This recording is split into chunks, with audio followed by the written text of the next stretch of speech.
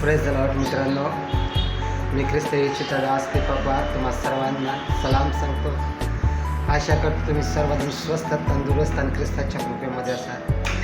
कारण ख्रिस्ताची कृपा आम्हाला पुरे ह्या वचनाच्या प्रमाणे आज पुन्हा एकदा एक छोट्याशा संदेशाच्याद्वारे तुमच्याशी बोलू इच्छितो. संदेश असा आहे प्रियांनो की एक आजी आणि तिचे नातू.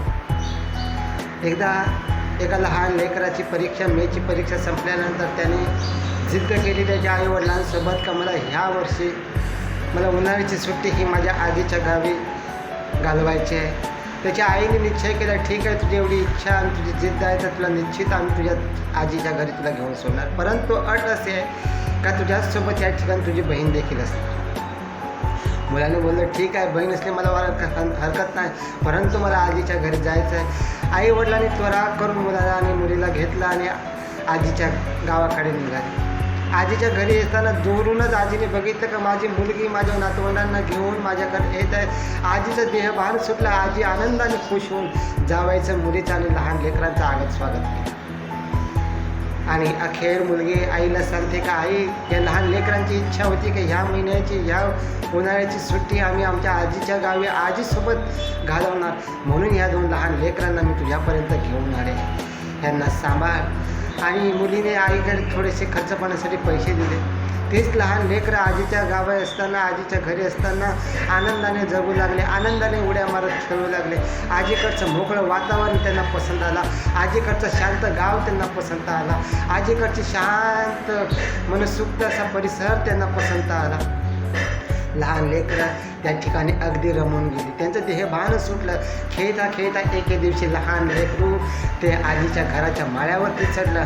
माळ्यावरती खेळत असताना त्याला एका बॉक्समध्ये गलूल भेटली, गुलेल भेटली. ती गलूल घेऊन तो खालती उतरला. त्याच्यामध्ये दगड भरून तो या ठिकाणी मार त्या ठिकाणी मारता मारता एक दगड आजीच्या बदकाला लागला. कारण त्या आजीकडे कोंबडे बकडे नसून त्या आजीकडे बदकं होती आणि त्या बदकांना विचकून ती आपली उपजीविका चालवत होती. त्यातले एक बदक त्या लहान लेकराच्या दगडीने फेकलेल्या दगडीने मरून पडल्यानंतर त्याने आजूबाजूला चहूकडे बघितलं तर त्या ठिकाणी कोणी न दिसल्यामुळे त्याने ते बदक हळूच उतरलं आणि झुडपामध्ये फेकून दिलं.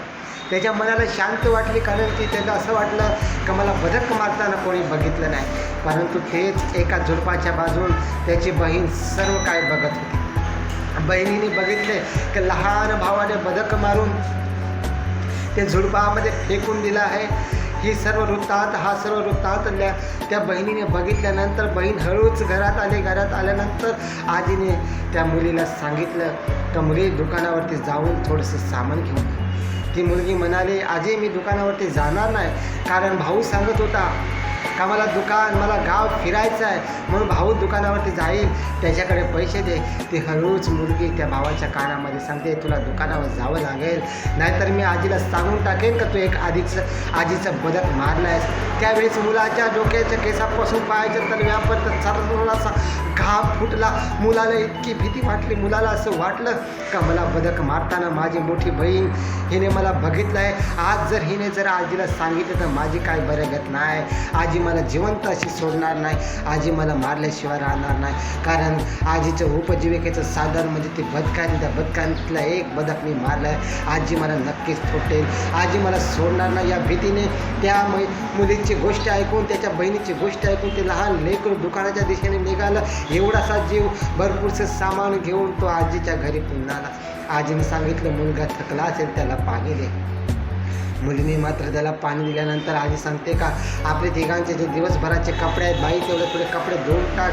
मुलगी म्हणाले, आजी मी कपडे धुतणार नाही, कारण की भाऊ सांगत होता का मला कपडे धुवायला देखील शिकायचे, कारण भविष्यामध्ये मला जर हॉस्टेलला टाकलं तर माझे स्वतःचे कपडे मला स्वतः धुवावे लागतील. असं बहाणं सांगून ते कपडे त्या मुलाला धुवायला लावले. अखेर बहीण त्या भावाला सांगते, तुला कपडे धुवावे लागतील, नाहीतर मी आजीला सांगेन का तू एक बदक मारला आहेस.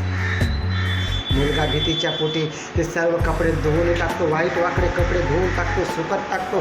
कपडे सुकल्यानंतर पुन्हा आणून ठेवतो. रात्रीचं जेवण करत असताना आजी त्या मुलीला सांगते का बाई थोडे जाऊन भांडी घास. मुली सांगते का आजी हे भांडी देखील भाऊ घासणार आहे. भाऊ मला सांगत होता का मला भांडी देखील घासायची आहे, मला भांडी घासायला शिकायचं आहे. या नात्याने भाऊ आज भांडी घासे. भावाला पुन्हा आठवलं का आता मला सांगणार आहे तुला भांडी घासावे लागतील, नाहीतर मी आजीला सर्व काही सांगेन. आणि भाऊ पुन्हा दबावामध्ये येऊन त्या आपल्या बहिणीने सांगितलेलं काम करावं लागतं. त्यानंतर असं होतं, 1 दिवस झाला, 2 दिवस झाला, 3 दिवस झाला, 1 आठवडा झाला. 1 आठवड्यानंतर शेवटी भाऊ आपला कंटाळला. तो म्हणाला नाही, बहिणीच्या अत्याचारावरती दबून मी हे कामं करणार नाही. मी माझ्या आजीला सर्व काही खरं वृत्तांत सांगेन. भले माझ्या आजीने मला 2 रपाटे का दिले नाही, परंतु मी माझ्या आजीला सर्व काही मी सत्य सांगून टाकेन की माझ्या हातून तुझा एक बदक मारला गेला आहे. जे सत्य सांगितले 2 फटके मला भेटतील, परंतु मला एक आझादी भेटेल. माझ्या बहिणीच्या दबावामध्ये माझ्या बहिणीची गुलामगिरी मला करावी लागणार नाही. परंतु ते मूल भरपूरसं हिंमत जुटावतं, भरपूरशी हिंमत घेऊन आजीजवळ जातं आणि आजीला रडत रडत सांगतं, आजी माझ्या हातून तुझं एक बदक मारलं गेलं आणि ते मी त्या झुडपामध्ये फेकलं. हे सांगतात त्या मुलाला रडू आलं, अश्रू त्याच्या डोळ्यातून अश्रू आलं. आजीने मुलाचा हात पकडून त्या मुलाला जवळ घेतलं, त्याला एंगाळलं, त्याला कवटाळलं, त्याला छातीशी लावलं आणि त्या मुलाचे अश्रू पुसत आजी बोलली का जेव्हा तू बदक मारलंस आणि ते झुडपामध्ये फेकून दिलंस हे मी सर्व माझ्या डोळ्याने बघितलं होतं. मी वाट बघत होती की माझा नन्हासा जीव, माझा नन्हासा नातू, माझा लहानसा नातू माझ्यासमोर कधी कबूल करतो, कितपर्यंत आपल्या बहिणीची गुलामगिरी करतो. बाळा मी तुला मारणार नाही, परंतु तू जे काय बोललास, आजी तुम्ही केलेली चूक तू माझ्यासमोर कबूल केली म्हणून मी तुला माफ करत आहे. आज त्या आजीने मोठा हृदय दाखवून आपल्या नातवाला जवळ घेतलं, वेंगाळलं, कवटाळलं, त्याला मिठी मारली, त्याला छातीशी लावली, त्याच्या डोळ्याचे अश्रू पुसले आणि आजीने त्याला माफ केलं. हे बघून त्या मुलाला एक नवं स्वातंत्र्य भेटलं, जीवन जगण्याची एक नवी आशा भेटली. आज ह्या गोष्टीवरून आपण काय शिकतो प्रियांनो? ही गोष्ट आपल्याला काय शिकवते? या गोष्टीचा अर्थ नक्की काय आहे या मी तुम्हाला सांगतो. ही गोष्ट आपल्याला अशी शिकवते तर लहान नातवाच्या जागी आपण, तुम्ही आणि मी आहोत. त्या आजीच्या जागी आपला ख्रिस्त, आपला परमेश्वर पिता आहे. आज त्या मुलांनी जसं आजीसमोर आपल्या गुन्हा कबूल केला, तसंच आज मनुष्याला आपले आजी म्हणजे आपले परमेश्वर पित्यासमोर, ख्रिस्तासमोर आपले गुन्हा आपले कबूल करावे लागतील, आपल्या चुका आपल्याला कबूल कराव्या लागतील. परंतु आज मनुष्य कबूल करत नाही. परमेश्वर वाट बघतो, कारण परमेश्वर सांगतो स्तोत्रसहितेमध्ये का हे मनुष्या तुझ्या भटकण्याचे ठिकाणे देखील मी मोजले आहे. आज मनुष्य इकडे तिकडे भटकतो, नको ते काम करतो. देवाचं वचन सांगतं हे शरीर ख्रिस्ताचं मंदिर आहे, या शरीराच्या द्वारे देवाचा गौरव झाला पाहिजे. परंतु मनुष्याने हे शरीर कसबिनीचं शरीर केलं आहे, हे शरीराच्या द्वारे पाप करतात. आज आपल्याला वेळ आहे या गोष्टीतून आपल्याला शिकायचं आहे. जसं लहान लेकरांनी हिंमत केली आणि आपली गुन्हा, आपली चूक आजीसमोर कबूल केली, तसंच प्रियाने या आपण सर्वजण आपले गुन्हा, आपली चूक आपल्या परमेश्वर पित्यासमोर, ख्रिस्तासमोर कबूल करू. कारण प्रभूचं वचन सांगतं जो कोणी आपले पाप अपराध परमेश्वरासमोर कबूल करतो, सोडून देतो, परमेश्वर त्याच्यावर दया करतो.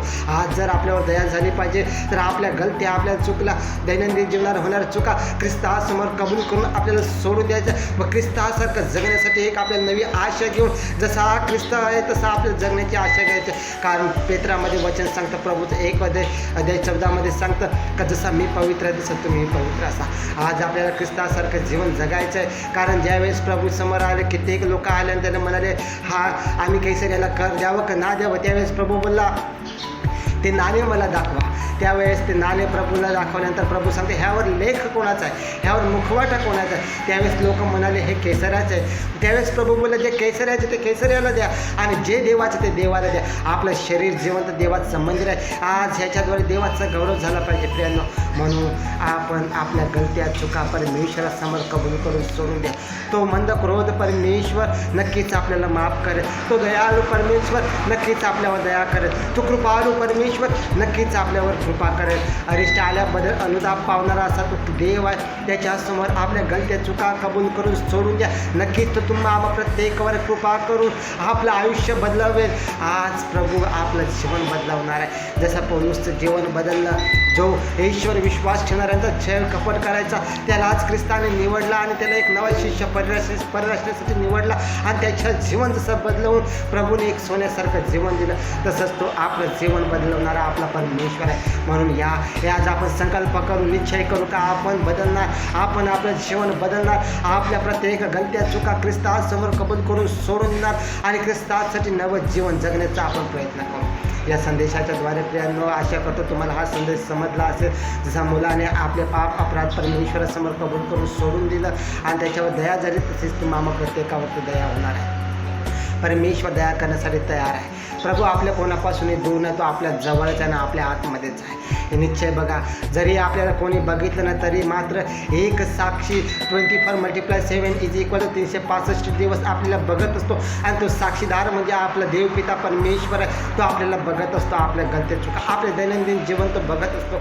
म्हणून रोज संध्याकाळी सकाळ संध्याकाळ प्रार्थना करत असताना आपल्या गलती चुका परमेश्वरासमोर कबूल करून सोडून देण्यासाठी द्यायच्या आणि एक नवं जीवन जगण्यासाठी ख्रिस्ताकडे प्रार्थना करायची। या संदेशाच्या द्वारे पुष्कळसं तुम्हाला बोलायचं होतं, परंतु वेळेची मर्यादा असल्यामुळे मी तुम्हाला जास्त काही बोलू शकत नाही। परंतु प्रियांनो, आशा करतो हा संदेश आणि ही गोष्ट तुम्हाला समजली असेल आणि आज निश्चित तुम्ही एक नवीन पाऊल उचलणार आणि ख्रिस्ताला आणि परमेश्वराला अनुसरून आज तुम्ही हा माझा संदेश ऐकून आज ख्रिस्तासमोर तुम्ही एक नवीन आशा, नवीन प्रार्थना करणार। या संदेशाच्या द्वारे मी या ठिकाणी थांबतो। आशा करतो हा संदेश तुम्हाला समजला असेल।